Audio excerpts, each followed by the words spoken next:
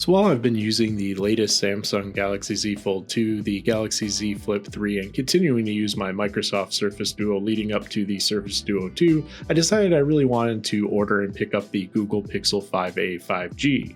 If you didn't catch my unboxing short or TikTok, I'll throw that up here if you're curious what came in the actual box.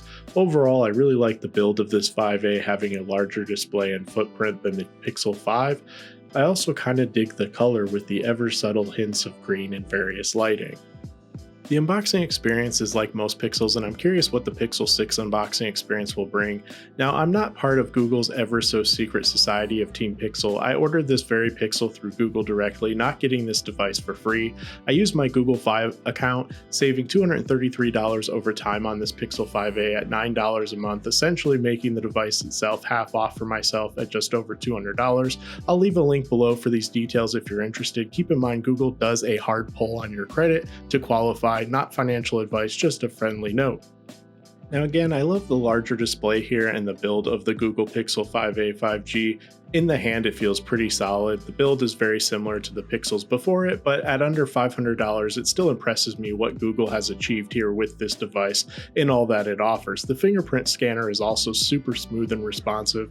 I like the subtle color differences in the power button. The selfie camera and portraits look good. Now for the camera, I do want to note that at 4K 60 frames per second, I was able to reproduce the overheating error or issue that everybody's been talking about, but I have to stress, I think this is a software issue that Google will fix. And also keep in mind, I wasn't able to reproduce the issue with any other resolution, just 4K 60 frames per second. Here's a few photos that I shot right out of the box with the camera, so you kind of get an idea of what it takes just right out of the box. I will post some more in a more detailed review later on. Now, I do think it's impressive that Google still includes the headphone jack on this device. Really nice, solid addition. Watching content on this device, of course, is crystal clear, looks awesome, very fluid. Performance on gaming, etc. has been great right out of the box as well. I just wanted to note that. Speakers also sound really good listening to music on the device. Overall, really impressed with this device. Let me know your thoughts in the comments down below. Thank you for watching, take care, and stay safe.